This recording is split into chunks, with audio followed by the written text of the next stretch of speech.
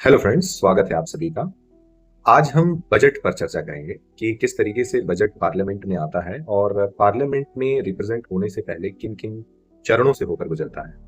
आज बहुत ही आसान शब्दों में हम इसको समझेंगे। बजट जो कि पार्लियामेंट में प्रस्तुत होता है फाइनेंस मिनिस्टर द्वारा, जिस दिन वो प्रस्तुत होता है उससे पहले कुछ होमवर्क करना पड़ता है, फाइनेंस मिनिस्ट्री को करना पड़ता है और उसके अंतर्गत काम करने वाली डिपार्टमेंट ऑफ इकोनॉमिक अफेयर्स को करना पड़ता है। बजट की कहानी शुरू होती है बजट सर्कुलर से और बजट की कहानी का अंत होता है फाइनेंस बिल के पास होने से। तो क्या है इस दो जो हमारे मार्कअप्स हैं, बजट सर्कुलर और फाइनेंस बिल के अप्रूवल, इन दोनों के बीच की कड़ी। आइए इसको विस्तार से समझते हैं। सबसे पहले हम शुरू करते हैं कि बजट सर्कुलर क्या होता है और कौन इसे रिलीज करता है। Budget circular department of economic affairs release करता है। ये वो दस्तावेज होते हैं जो सभी मंत्रालयों को और उनके अंतर्गत काम करने वाले इफ रिक्वायर्ड तो डिपार्टमेंट्स को भेजे जाते हैं। बजट सर्कुलर के अंतर्गत कुछ डायरेक्शंस होते हैं, कुछ गाइडलाइंस होती हैं, एक टाइमलाइन होती है कि इसके पहले हमें आप जवाब दें। और उसमें जो बजट सर्कुलर भेजने का उद्देश्य होता है वो ये होता है कि अपने जो मिनिस्ट्रीज हैं, जो डिपार्टमेंट्स हैं, वो अपने अपकमिंग फाइनेंशियल ईयर के लिए जो एक एक्सपेंडिचर एस्टिमेट्स हैं और जो रेवेन्यू एस्टिमेट्स हैं उसके बारे में वो डिस्क्लोज करें सभी मंत्रालयों को। ये जी मैं एग्जांपल लूं तो मान लीजिए ministry of road and transport. अब उससे ये पूछा जाएगा कि आगामी वर्ष में आपकी कितनी आय होने वाली है, किन किन स्रोतों से, उसका हमें एक आइडिया दीजिए। दूसरा कि आपका कितना एक्सपेंडिचर होने वाला है या आपके क्या क्या प्लानिंग्स हैं, प्रोग्राम्स हैं, जिसके लिए आपने क्या बजट सोच रखा। इसी प्रकार से सभी मंत्रालय अपना अपना एक रेवेन्यू और एक्सपेंडिचर का हिसाब किताब बना करके अपनी रिसर्च करके वो मिनिस्ट्री ऑफ फाइनेंस को सौंपते हैं। मिनिस्ट्री ऑफ फाइनेंस को एक बार ये सारे दस्तावेज मिल जाते हैं तो उसके बाद में वह रिव्यू करती है। रिव्यू क्यों करती है? क्योंकि इसके बाद ये जो चीजें हैं वो थोड़ी सी फाइनलाइज्ड कंडीशन में अगर हो तो डिस्कस करने में थोड़ी सुविधा रहती। क्या है कि फाइनेंस मिनिस्ट्री के पास सभी मंत्रालयों का डेटा, फाइनेंस मिनिस्ट्री अपने अपने जो भी रिसोर्सेज हैं उनको उस पर लगा देती है और फिर एक रिव्यू लेती है कि भाई हम किसको कहाँ क्या काट छाट सकते हैं, किसकी क्या रिक्वायरमेंट है और कितनी जेन्युइन है। इफ रिक्वायर्ड वो उस डिपार्टमेंट के जो मिनिस्टर हैं या ब्यूरोक्रेट्स हैं उनको भी कॉल कर सकती है। 12, एक बार रिव्यू ले लेने के बाद जो सारे दस्तावेज हैं उनका रिव्यू लेने के बाद में ये बात आगे बढ़ाई जाती है और आगे कहाँ बढ़ती है? ये बढ़ती है हमारे कैबिनेट लेवल तक, यानी कि जो कैबिनेट मंत्री होते हैं, जो प्रधानमंत्री होते हैं, इन तक ये बात पहुंचाई जाती है। इनके साथ मीटिंग होती है और इसके बाद में बजट डिस्कस किया जाता है। अब ये वो परिस्थिति होती है जब जहां तक फाइनेंस मिनिस्टर को लगता है कि हाँ मेरे हिसाब से ये बजट ठीक ठाक है, आप लोग एक बार देख लीजिए। चूंकि गवर्नमेंट की योजनाओं का ही रिफ्लेक्शन होता है बजट, तो प्रधानमंत्री भी इस प्रक्रिया में शामिल होते हैं और बाकी के जो मंत्रीगण होते हैं वो भी इस प्रक्रिया में शामिल होते हैं। वो डिस्कस करते हैं, वो सभी चीजों को समझते हैं, जो एक्सपर्ट राय है, एडवाइसेस हैं, वो सारी कंसिडर की जाती हैं। कंसिडर करने के बाद में दो ऐसी कमिटीज हैं जिनकी हेल्प ली जाती है। एक कमेटी को बोलते हैं central CFS, committee for finance expenditure. माफ कीजिए।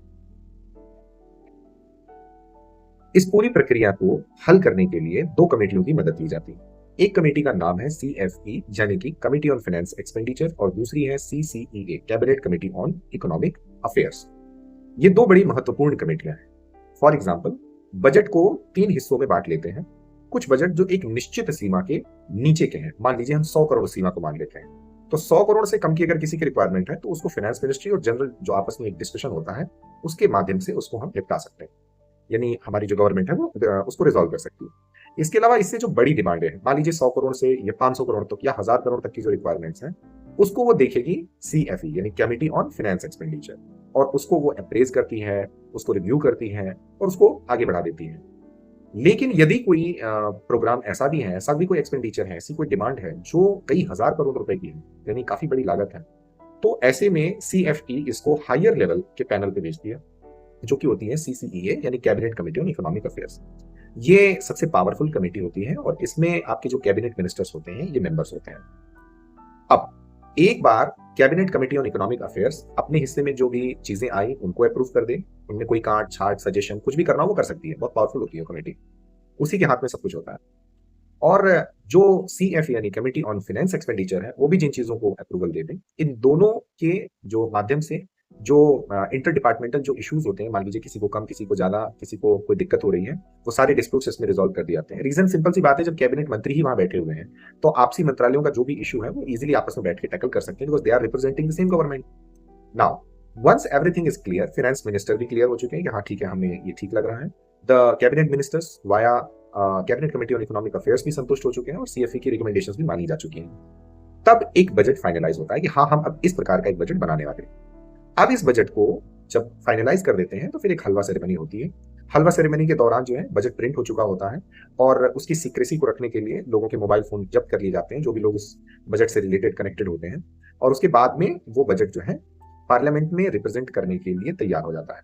लेकिन इसी दरमियान कुछ ऐसी भी चीज होती है जो बहुत जरूरी है बजट को रखने से पहले, और वो है देश के जो इकोनॉमिक एडवाइजर हैं, चीफ इकोनॉमिक एडवाइजर, उनके माध्यम से एक इकोनॉमिक सर्वे रिलीज किया जाता है। इस सर्वे की बड़ी एक इंपॉर्टेंस होती है, बिकॉज ये सर्वे सरकार की पिछली योजनाओं का एक आईना लेकर के आता है कि पिछली योजनाएं जो थी, जो भी एक्सपेंडिचर थे, जो रेवेन्यूज थे, जो जैसा कहा गया था उसकी अपेक्षा में काम हुआ क्या है। तो एक प्रकार का एक इकोनॉमिक सर्वे वहां पर वो तैयार कर लिया गया होता है जब तक की सारी प्रक्रियाएं बजट की चल रही थी।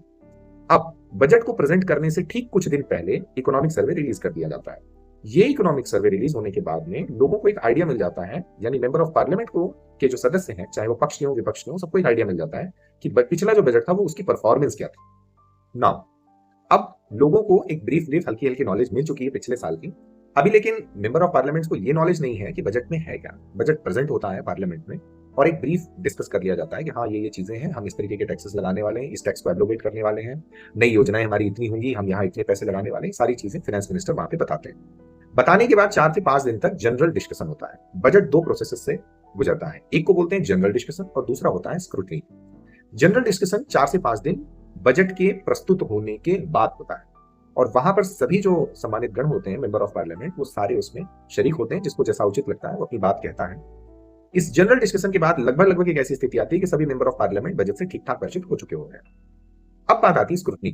सबसे जो महत्वपूर्ण भूमिका होती है वो होती है आपकी, करती है डीआरएससी, डिपार्टमेंटली रिलेटेड स्टैंडिंग कमेटी। आपने पढ़ा होगा या नहीं तो आप एक वीडियो देख सकते हैं, चैनल पर पड़ी हुई है, जिसमें हमने स्टैंडिंग कमेटीज के बारे में बात की हुई है। तो टोटल 6 स्टैंडिंग कमेटीज होती हैं, जिसमें से एक प्रकार की ये कमेटी होती है जिसे बोलते हैं डीआरएससी, डिपार्टमेंटली रिलेटेड स्टैंडिंग कमेटी। तो इसका काम क्या होता है? इसका काम होता है कि जैसे आपने बजट जो प्रस्तुत किया था उस बजट पर जनरल डिस्कशन भी हो चुका है, लेकिन डीआरएससी क्या है, उसके मेंबर्स तो होते हैं आपके लोकसभा और राज्यसभा से ही होते हैं। डीआरएससी में डीआरएससी टोटल 24 है संख्या में, जिसमें 31 मेंबर होते हैं, 21 राज्यसभा से, 21 लोकसभा से और 10 राज्यसभा से लिए जाते हैं। और हर एक मंत्रालय के ऊपर एक डीआरएससी बैठी होती है, जो उसने एस्टिमेट्स दिए हैं, जो भी उसने अपनी डिमांड्स बताई हैं, उस पर वो निगरानी रखती है, उस पर क्रॉस चेकिंग करती है, उनको जवाब तलब कर सकती है, उससे क्वेश्चन पूछ सकती है, उनके मंत्री को हाजिर होने के लिए बोल सकती है। सो इस तरीके की 31 लोगों की 24 जो डीआरएससीज हैं वो अपने काम पे लग जाती है। तो एक बार फिर से याद कर लेते हैं कि सबसे पहले बजट प्रेजेंट हो चुका है, उसके बाद में 4 से 5 दिन का डिस्कशन हो चुका है, डिस्कशन के बाद डीआरएससीज अपने काम पे लग चुकी हैं और डीआरएससीज को काम करने के लिए लगभग 3 से 4 हफ्ते का समय मिलता है। इस समय में वो सारी अपने अपने जो एक डेटा है कलेक्ट करके, अपने रिकमेंडेशंस तय करके वो भेज देते हैं पार्लियामेंट। यानी अब मेंबर ऑफ पार्लियामेंट्स को बजट के पिछले जो उसका रिपोर्ट थी कि पिछले साल बजट की परफॉर्मेंस कैसी रही, उसका भी एनालिसिस पहुंच चुका है, उनके पास इकोनॉमिक सर्वे पहुंच चुका है, उनके पास बजट की एक ब्रीफिंग पहुंच चुकी है, वो 4 से 5 दिन डिस्कस भी कर चुके हैं और मेंबर ऑफ पार्लियामेंट्स को डीआरएससी की रिपोर्ट भी मिल चुकी है। अब बात करते हैं कि इसके बाद क्या होता है। मेंबर ऑफ पार्लियामेंट्स को लगभग पूरा आइडिया लग चुका है कि इसमें कहाँ क्या कटौती या किस चीज पर आर्ग्यूमेंट करना है, किस पर आपत्ति करना है, अगर कोई मोशन लाना है, नहीं लाना है, तो उस पर भी वो डिसीजन लेने में काफी एफिशिएंट हो पाते हैं इन रिपोर्टों के आधार पर। बिकॉज मेंबर ऑफ पार्लियामेंट के पास इतनी टेक्निकल स्पेसिफिकेशन हो ना हो ये जरूरी नहीं है।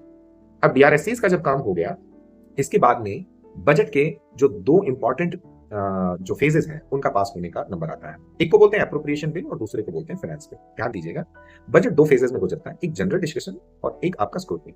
जनरल डिस्कशन हो चुका है, स्क्रूटनी हो चुकी है, यानी कि बजट पे किसी को हाँ करना है, ना करना है, कट करना है, क्या करना है, वो अपना वो देख चुके हैं। अब उन्होंने मतलब डिसाइड कर दिया है, अब एक्शन वर्किंग डे आ रहा है। मतलब कि बजट के बारे में लोगों को पता है, लेकिन अब सरकार उनके सामने प्रस्तुत करेगी डिमांड्स फॉर ग्रांट्स अलग अलग मिनिस्ट्रीज। डिमांड्स फॉर ग्रांट्स अलग अलग मिनिस्ट्रीज की उनके संसद में रिप्रेजेंट करने का ये मतलब होता है कि उस पर वोट होगा। हर एक मिनिस्ट्री के लिए ऐसा एक मतलब तौर तरीका है, या जो कह लीजिए कि एक कन्वेंशन है कि हर एक मिनिस्ट्री के लिए हर बार वोट दिया जाएगा। मान लीजिए department of telecom telecom ministry के लिए आपको अलग से जो बजट आवंटन है उसके लिए वोटिंग होगी, फिर रोड एंड ट्रांसपोर्ट के लिए अलग होगी, और होम अफेयर्स के लिए अलग होगी। लेकिन कभी कभी क्या होता है, समय बचाने के लिए, क्योंकि मंत्रालय ज्यादा है तो स्पीकर जो है दो चार की ग्रुपिंग करके एक साथ उन पे वोटिंग करा सकता है, उनके डिस्कशंस को कट शॉर्ट कर सकता है। ये सारे मोशंस होते हैं, जैसे कुछ गिलोटिन मोशन होते हैं, कट मोशन होते हैं। मोशन के बारे में यदि आपको जानना हो तो उसकी भी वीडियो चैनल पे पड़ी है, आप प्लीज जाएं, सब्सक्राइब करें और देखें। सो वहां पर ग्रांट्स फॉर डिमांड्स की जो वोटिंग चल रही होती है, उस वोटिंग के बाद में एक लगभग आइडिया लग जाता है कि जिस भी डिपार्टमेंट ने, मिनिस्ट्री ने जो जो डिमांड्स मांगी है उसको संसद अपना अप्रूवल दे देती है। नहीं देती है तो क्या करना होता है, उसके बारे में हम अगले वीडियो में चर्चा करेंगे। इसके बाद में एप्रोप्रिएशन बिल आता है। एक बार सभी मंत्रालयों का जो डिमांड फॉर ग्रांट है वो अप्रूव हो चुकी है, वोट के माध्यम से उसको वोट हो चुका है। अब आता है एप्रोप्रिएशन बिल, यानी कि उनकी ग्रांटें तो अप्रूव हो गई हैं, लेकिन संसद कंसोलिडेटेड फंड ऑफ इंडिया से वो पैसे निकाले, इसका अधिकार लेने के लिए भी उसको संसद की परमिशन चाहिए होती है, और संसद में उसके लिए भी वोटिंग होती है, जिसको एप्रोप्रिएशन बिल कहते हैं।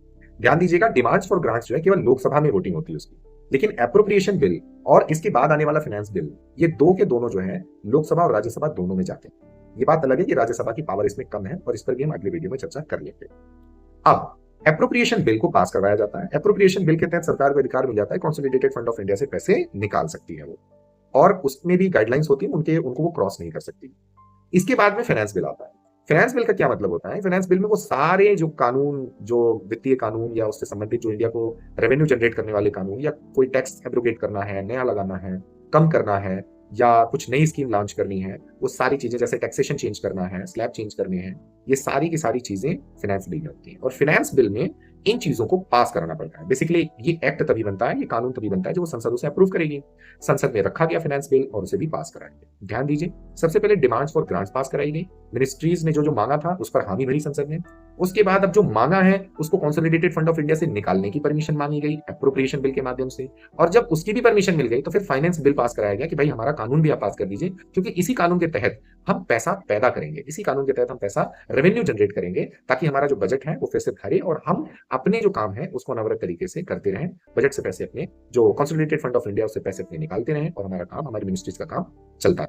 इस प्रकार से बजट की from A to Z process complete होती है। दोस्तों, उम्मीद करता हूं कि आपको ये वीडियो आसान भाषा में समझ में आई होगी। आपको कोई भी चीज इसके बारे में जाननी हो या किसी इंफॉर्मेशन पर डाउट हो तो आप प्लीज कमेंट बॉक्स में जरूर कमेंट कर दें, और चैनल को जरूर सब्सक्राइब करें। कुछ शॉर्ट्स भी अवेलेबल है प्लेलिस्ट में, आप प्लीज उनको देखें, आपको कम से कम समय में एक ब्रीफ आइडिया जरूर लगेगा। ये वीडियो थोड़ी लंबी इसलिए हुई क्योंकि बजट को थोड़ा आराम से समझने की जरूरत होती है। हम उसे 2-3 मिनट में समझ पाना या टुकड़ों टुकड़ों में उसे समझना, मुझे लगता है कि थोड़ा सा वो पजलिंग काम होगा, इस वजह से मुझे ये वीडियो बनानी पड़ी। Thank you so much.